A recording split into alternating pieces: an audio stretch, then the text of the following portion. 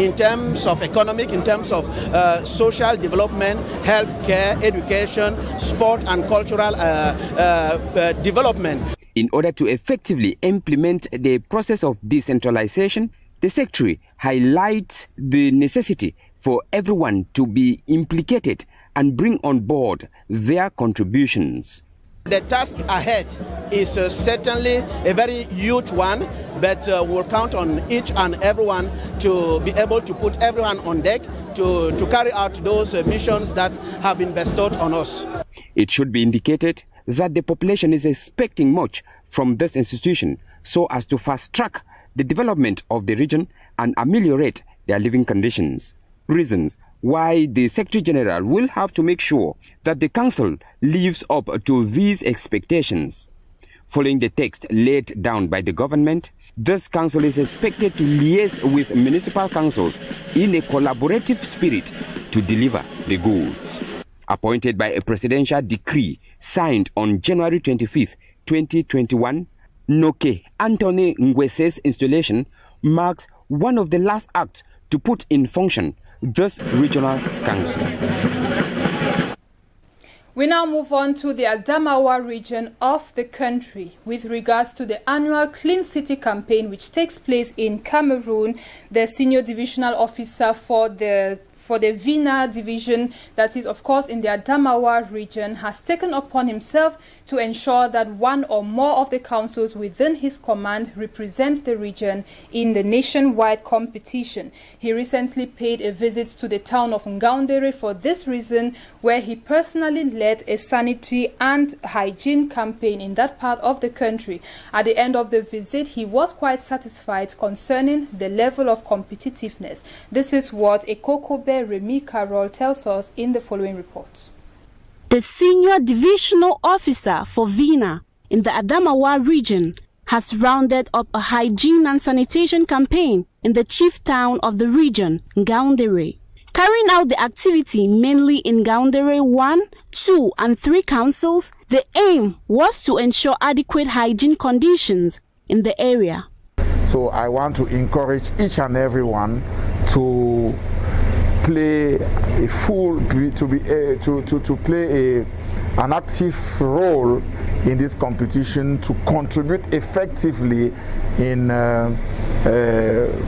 making his or her own environment contribute in the beauty of the town. Preparing the town of Ngaoundere for the annual City Clean campaign in Cameroon was another leading factor behind the visit. Councils of Vina division to see how prepared these councils are for the competition of the cleanest city of our division. And after having gone round, I think I can say that I am satisfied with what is going on so far. I discovered that the various councils have taken this competition very seriously. Seeing the work done by the inhabitants to keep their different councils clean, he is certain that one or more of them can represent the city for the competition. We are impressed with what is going on, and I know it's not going to be very easy to select the cleanest city, but I want to assure you that the best city which will come out victorious in this competition is surely going to represent us at the level of the region. The SDO, Yves Bertrand Awoufak, during the visit reminded the officials and population of his territory of command of the importance of a clean and better environment. An official highlighted that a clean environment makes it difficult to contract certain illnesses. And today is the 1st of June 2021, of course, and it marks the 9th edition of Global Parents' Day. This day is set aside to observe or celebrate parents and equally acknowledge their efforts and role, as well as sacrifices in the lives of their children. Once again, we have Ekokobe Remy Carroll tell us that it is often observed in a varied number of ways. Let's get her story. It is under the theme Appreciate All Parents throughout the world that the international community celebrates this year's Global Parents' Day. It is a day set aside for children to appreciate their parents for their selfless commitment and their lifelong sacrifices towards them. Also, the day is to stimulate awareness on the importance of parenthood and its role in providing protection and guidance needed for the positive development and growth of their children. It goes both ways, as parents also recognize that they have a primary role and responsibility towards their children.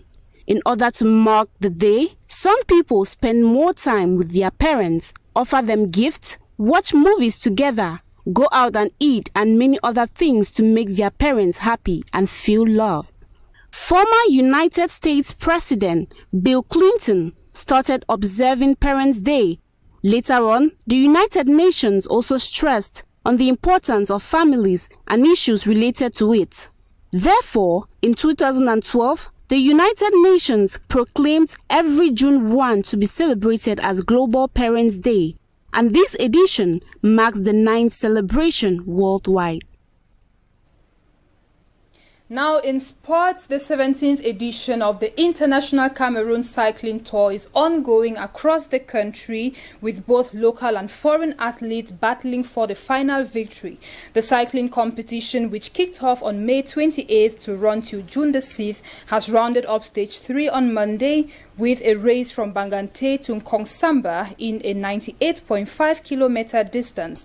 For this third stage, a Bulgarian national, Dimitrov Petar, with jersey number 85, arrived winner with 2 hours 35 minutes and 2 seconds at the finish line, with the second and third equally being Bulgarians. Cameroonian Kamzong Abdesolo Clovis, however, attempted to save the Cameroon side as he arrived on the 7th position within 2 hours 37 minutes and 36 seconds of racing. The next and fourth stage of the competition followed through this Tuesday with a race from Loum in the littoral region to Limbe in the southwest region. Cameroonian cyclists are expected to give in their best, not only in honor of the national colors as host country, but equally in honor of their fallen coach, Dieudonné Ntep. That sports story was what brought us to the end of the first segment of this newscast, which is stories within Cameroon. And now we shall conclude with stories out of the national borders, beginning in Ivory Coast, where former President Laurent Gbagbo is set to return home on June 17th, this after he was acquitted by the International Criminal Court of charges of war crimes and crimes against humanity. Also in Somaliland, parliamentary and council elections have taken place in the country, with voters going to the polls and voting in a peaceful manner. Let's get more of these stories in the Africa Roundup segment with Rogea Tububa. Former Ivory Coast President Laurent Gbagbo plans to return home on June 17 following his acquittal on charges of crimes against humanity at the International Criminal Court. The International Criminal Court confirmed in March that Gbagbo and his assistant were in the clear over the devastating post-electoral violence that rocked the West African nation in 2010 and 2011. More than 3,000 people were killed in months of fighting after the 2010 election, when he disputed the results of the vote won by current President Alassane Ouattara. He became the first head of state to stand trial at the court, although he and his assistant always insisted they were not guilty of crimes against humanity. Gbagbo's return could still be complicated by an outstanding 20-year sentence given to him in absentia in November 2019 by an Ivorian court for misappropriating funds from the regional central bank. President Alassane Ouattara declared in a cabinet meeting that his government will cover Gbagbo's travel expenses and measures will be taken to ensure that he receives the advantages and allowances available to former presidents. Polling stations have opened in the self-proclaimed Republic of Somaliland as voters went to the polls to elect their parliamentary and local representatives in the capital. In the elections, voters were tasked with choosing for nearly 250 candidates running for 82 parliamentary seats and about 1,000 contesting 249 councillors' posts. The region has invited international observers for the elections, including figures from elsewhere in Africa. President Muse Bihi Abdi and the leaders of Somaliland's two opposition parties called for an orderly vote as they cast their ballots. According to a police officer guarding the polling station, the election was very competitive and the turnout was amazing. Somaliland's orderly election and universal charter stands in stark contrast to Somalia, which is barely held together by a weak central government in Mogadishu and has not held a one-person, one-vote poll in 50 years. Somalia considers Somaliland as part of its territory.